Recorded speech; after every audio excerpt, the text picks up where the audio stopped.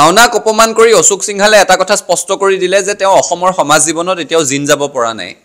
তেখেতে যিমানেই চেষ্টা নকৰক কিয় তেখেতৰ মনৰ ভিতৰত থকা অসমৰ খিলঞ্জীয়া মানুহৰ আবেগ অনুভূতিৰ প্ৰতি যি অশ্ৰদ্ধা সেয়া কালি স্পষ্টকৈ প্ৰমাণ হৈ গৈছে আৰু ভৱিষ্যতৰ দিনত কোনেও যাতে অসমীয়া সংস্কৃতিৰ প্ৰতি তৰল মন্তব্য কৰিবলৈ অসমীয়া খিলঞ্জীয়া মানুহৰ আবেগৰ সৈতে হেতালি খেলিবলৈ সাহস নকৰে তাৰ কটকটীয়া ব্যৱস্থা কৰক সাংবাদিকসকলে তেখেতক ভাওনা অনুষ্ঠানলৈ নিমন্ত্ৰণ কৰিছে ভালহে পাব লাগে মুখ্যমন্ত্ৰীগৰাকীও যে অশোক সিংহালৰ দৰে ব্যক্তিক অসমীয়া সমাজ জীৱনৰ সৈতে জিন যাবৰ কাৰণে অসমৰ সাংবাদিকসকলে এটা সুবিধা দিছে সেই সুবিধাটো তেওঁ ল'ব পৰা নাই তেখেতে অসমীয়া সংস্কৃতিৰ প্ৰতি আস্থাশীল হ'বলৈ শিকা নাই শ্ৰদ্ধাশীল হ'বলৈ শিকা নাই অসম চৰকাৰৰ এগৰাকী প্ৰভাৱশালী মন্ত্ৰী অশোক সিংহাল আৰু মন্ত্ৰী অশোক সিংহালে শেহতীয়াকৈ এক বিৰূপ মন্তব্য কৰা পৰিলক্ষিত হৈছে যি মন্তব্যই ইতিমধ্যে আচলতে প্ৰতিগৰাকী আচলতে সংস্কৃত বা অসমীয়া সংস্কৃতিৰ প্ৰতিটো ক্ষেত্ৰতে জড়িত থকা প্ৰতিগৰাকী লোকৰ মাজতে এক আচলতে প্ৰতিক্ৰিয়ামুখৰ এক পৰিৱেশৰ সৃষ্টি কৰিছে আৰু মন্ত্ৰী অশোক সিংহালে শেহতীয়াকৈ গুৰুজনাৰ অপূৰ্ব যি সৃষ্টি ভাওনা সংস্কৃতি সেই ভাওনা সংস্কৃতিক লৈ অশুভনীয় এক মন্তব্য প্ৰদান কৰে আৰু সেই মন্তব্য প্ৰদান কৰাৰ অভিযোগৰ পিছতে দেখিবলৈ পোৱা গৈছে সৰব হৈছে প্ৰতিটো দল সংগঠন বিশেষকৈ সদৌ অসম ছাত্ৰ সন্থা ইতিমধ্যে কালিৰ দিনটোত এক প্ৰেছ বিজ্ঞপ্তিযোগে মন্ত্ৰীগৰাকীক ৰাজহুৱাকৈ ক্ষমা বিচৰাৰ ইতিমধ্যে দাবী তোলা পৰিলক্ষিত হৈছে গতিকে এই মুহূৰ্তত মই সদৌ অসম ছাত্ৰ সন্থাৰ সভাপতি উৎপল শৰ্মা ডাঙৰীয়াৰ সৈতে মই আছোঁ প্ৰথমে আপোনাৰ ওচৰলৈ যিহেতু আহিছোঁ কাৰণ দেখিবলৈ পোৱা গৈছে এগৰাকী অসম চৰকাৰৰ প্ৰভাৱশালী মন্ত্ৰী অশোক সিংহাল তেওঁ শেহতীয়াকৈ এক বিৰূপ মন্তব্য কৰিছে তাকো ভাওনা সংস্কৃতিৰ ওপৰত চাৰিওফালে প্ৰতিক্ৰিয়ামুখৰ এটা পৰিৱেশৰ সৃষ্টি হৈছে তাৰ মাজতে আপোনালোকে ৰাজহুৱাকৈ ক্ষমা বিচৰাৰ দাবী তুলিছে কি ক'ব বিচাৰিব চাওক গুৱাহাটী প্ৰেছ ক্লাবৰ উদ্যোগত সন্মানীয় সাংবাদিকসকলে আয়োজন কৰা ভাওনাত নিমন্ত্ৰণ জনাবলৈ যাওঁতে অসম চৰকাৰৰ মন্ত্ৰী অশোক সিংহালে ভাওনা সম্পৰ্কে যি অশুভনীয় মন্তব্য কৰিছে তাক সদৌ অসম ছাত্ৰ সন্থাই ধিক্কাৰ দিছোঁ আৰু এই সিংহাল মন্ত্ৰীগৰাকীক আমি গৰিহণা দিছোঁ ভাওনা শ্ৰীমন্ত শংকৰদেৱ গুৰুজনাৰ অপূৰ্ব সৃষ্টি ভাওনা অসমীয়া মানুহৰ আবেগ অসমীয়া মানুহৰ স্বাভিমান আৰু ভাওনাক অপমান কৰি অশোক সিংহালে এটা কথা স্পষ্ট কৰি দিলে যে তেওঁ অসমৰ সমাজ জীৱনত এতিয়াও জিন যাব পৰা নাই তেখেতে যিমানেই চেষ্টা নকৰক কিয় তেখেতৰ মনৰ ভিতৰত থকা অসমৰ খিলঞ্জীয়া মানুহৰ আবেগ অনুভূতিৰ প্ৰতি যি অশ্ৰদ্ধা সেয়া কালি স্পষ্টকৈ প্ৰমাণ হৈ গৈছে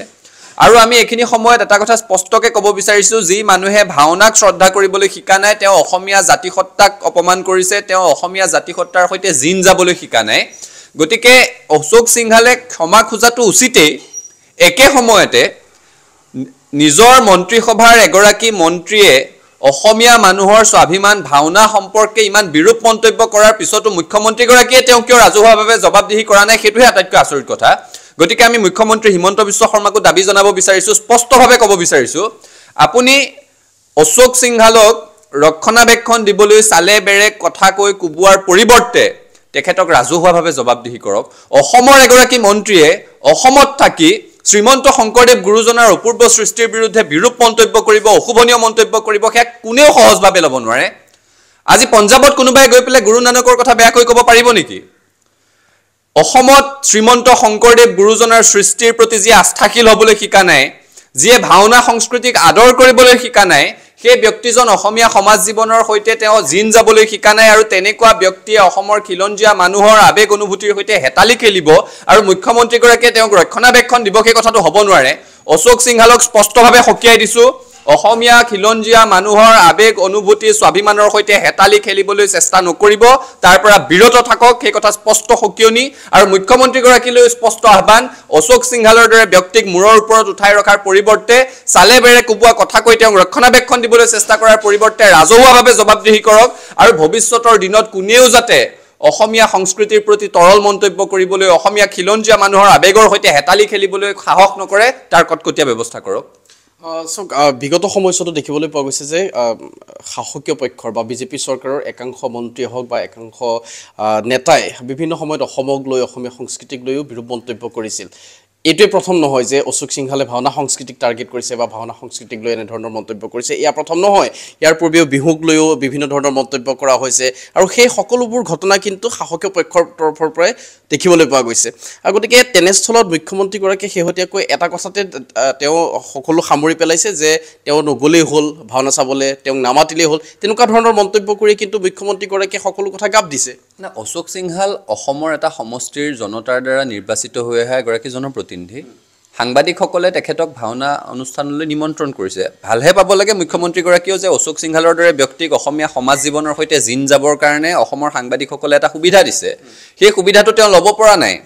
তেখেতে অসমীয়া সংস্কৃতিৰ প্ৰতি আস্থাশীল হ'বলৈ শিকা নাই, শ্ৰদ্ধাশীল হ'বলৈ শিকা নাই। ভাওনা সম্পৰ্কে অশুভনীয় মন্তব্য কৰিছে মানে কি? অশোক সিংহাল এতিয়ালৈকে অসমীয়া সংস্কৃতিত জিন যাব পৰা নাই, অসমীয়া সমাজ জীৱনত জিন যাবলৈ শিকা নাই, তেওঁ অসমীয়া মানুহৰ সৈতে একাত্ম হ'বলৈ বিচৰা নাই, সেই কথাটোহে স্পষ্ট হৈ পৰিছে। গতিকে ভাওনাই হওক বা অসমীয়া সংস্কৃতিৰ কাঠামো ধৰি ৰখা যিসমূহ সমল আছে, সেই সমলসমূহৰ প্ৰতি যদি শ্ৰদ্ধাশীল হ'ব নোৱাৰে, সেই সমলসমূহৰ প্ৰতি যদি আদৰ নাথাকে, তেতিয়াহ'লে জাতি মাতি ভেটি ৰক্ষা কৰাৰ কথা কৈ লাভ নাই। তেওঁলোকে হিন্দু মুছলমানৰ ৰাজনীতি কৰিব পাৰিব, সাম্প্ৰদায়িক মেৰু বিভাজন কৰিব পাৰিব, কিন্তু মূল কথাটো হৈছে চহা খিলঞ্জীয়া মানুহৰ সাংস্কৃতিক সমলসমূহক যদি আদৰ কৰিব নোৱাৰে, শ্ৰদ্ধা কৰিব নোৱাৰে, যিখিনি সময়ত অসমৰ মানুহে বিচাৰে যে ভাওনা বিশ্ব দৰবাৰলৈ যাওক, ভাওনা ইউনেস্কোৰ ইনটেঞ্জিবল কালচাৰেল হেৰিটেজবোৰৰ ভিতৰত অন্যতম হওক, এইবোৰ অসমীয়া মানুহৰ মনৰ কথা। সেইখিনি সময়ত যদি ভাওনা সময় নষ্ট কৰা বস্তু বুলি কোনোবাই কয়, তেতিয়াহ'লে সেই ব্যক্তিগৰাকী অসমীয়া সমাজ জীৱনৰ পৰা কিমান দূৰত অৱস্থান কৰি আছে সেই কথাটো স্পষ্ট হয়। তেখেতে অসমীয়া সমাজ জীৱনৰ সৈতে জিন যাব বিচাৰে নিবিচাৰে তেওঁৰ কথা, কিন্তু অসমৰ খিলঞ্জীয়া মানুহৰ আৱেগক স্বাভিমানক হেতালি খেলিবৰ কাৰণে যাতে সাহস নকৰে তাৰ কাৰণে স্পষ্টভাৱে সকীয়াই দিছোঁ। শেষত আৰু এটা কথা জানিব বিচাৰিম, অশোক সিংহালক আমি দেখোঁ বিভিন্ন সময়ত বিহু বা উৎসৱ পাৰ্বণৰ সময়ত দেখোঁ তেওঁ চুৰিয়া বা ধুতি পিন্ধি গামোচা ডিঙিত গামোচা লৈ তেওঁ বিভিন্ন স্থানলৈ যায়, মন্দিৰতে হওক বা বিভিন্ন অনুষ্ঠানলৈ যায়। গতিকে সেইখিনি কেৱল দেখাবাহে নেকি বাৰু এইটো কথাৰ পিছত? মানে চুট বুট পিন্ধিলে ব্ৰিটিছ হৈ নাযায় বুলি এটা কথা আছেতো। চুৰিয়া ধুতি পিন্ধিছে ভাল কথা, গামোচা ডিঙিত লৈ ঘূৰিছে ভাল কথা। আমি সকলোৱে বিচাৰোঁ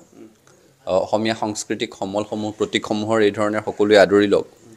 কিন্তু ভাওনাৰ প্ৰতি যদি শ্ৰদ্ধাশীল হ'বলৈ শিকা নাই, এই সময়তো যদি ভাওনা, যি সময়ত ভাওনাই অসমীয়া মানুহক বিশ্বত এটা পৰিচয় দিছে, এটা একক কলা, গতিকে যি সময়ত ভাওনাক সময় নষ্ট বুলি কোনোবাই ভাবিব পাৰিছে, ভাওনাৰ প্ৰতি অশুভনীয় মন্তব্য কৰিব পাৰিছে, তেখেতে আন কিবা উপায়েৰে অসমীয়া সমাজ জীৱনৰ সৈতে সাঙুৰ খাবলৈ চেষ্টা কৰিলেও সফল নহ'ব। সফল এইকাৰণেই নহ'ব কাৰণ শ্ৰীমন্ত শংকৰদেৱ গুৰুজনাই অসমীয়া সমাজৰ ভেটিটো গঢ়ি থৈ গৈছে, আৰু শ্ৰীমন্ত শংকৰদেৱ গুৰুজনাৰ অপূৰ্ব সৃষ্টিক যদি কোনোবাই অপমান কৰিব পাৰিছে, অশ্ৰদ্ধা কৰিব পাৰিছে, তাৰ বিৰুদ্ধে অশুভনীয় মন্তব্য কৰিব পাৰিছে, তেতিয়াহ'লে তেখেতে অসমৰ সমাজ জীৱনৰ সৈতে যে একাত্ম হ'ব পৰা নাই, সম্পৃক্ত হ'ব পৰা নাই, সেই কথাটো দিনৰ পোহৰৰ দৰে স্পষ্ট হৈ পৰিছে। ধন্যবাদ জ্ঞাপন কৰিছোঁ। আৰু এয়া আছিল আছুৰ সভাপতি উৎপল শৰ্মা, আৰু তেখেতে ইতিমধ্যে মুকলিকৈ কেইবাটাও আহ্বান আৰু তাৰ সমান্তৰালভাৱে মুখ্যমন্ত্ৰীগৰাকীক স্পষ্টকৈ আহ্বান জনাইছে যে মুখ্যমন্ত্ৰীগৰাকীয়ে শেহতীয়াকৈ এই ঘটনাৰ পিছত বা এনেদৰে বিৰূপ মন্তব্য কৰাৰ পিছত অশোক সিংহালক এক প্ৰকাৰ ৰক্ষণাবেক্ষণ দিয়া বা অশোক সিংহালক আচলতে সমগ্ৰ ঘটনাত গাপ দিয়াৰ দৰে এটা যি দৃশ্য, সেই দৃশ্যই আচলতে প্ৰত্যক্ষ হৈছে বা সকলোৱে দেখিছে। গতিকে তেনেধৰণৰ দায়সৰা মন্তব্য কৰাতকৈ গুৰুজনাৰ এই অপূৰ্ব সৃষ্টিক লৈ যি অশুভনীয় মন্তব্য কৰিলে এগৰাকী প্ৰভাৱশালী মন্ত্ৰী অশোক সিংহালে, তাৰ বিৰুদ্ধে যাতে এক ব্যৱস্থা গ্ৰহণ কৰে বা তাৰ সমান্তৰালভাৱে সমগ্ৰ অসমবাসীৰ ওচৰত যাতে ৰাজহুৱাকৈ ক্ষমা বিচাৰে, তাকেই এই মুহূৰ্তত দাবী জনাইছে আছুৰ তৰফৰ পৰা। আপুনি বিচৰা বাতৰি পাব কেৱল নিউজ 18 এপত। নিউজ 18 এপ ডাউনলোড কৰিবলৈ স্কেন কৰক এই QR কোড। গুগল প্লে ষ্টৰতো পাব এই নিউজ 18 এপ।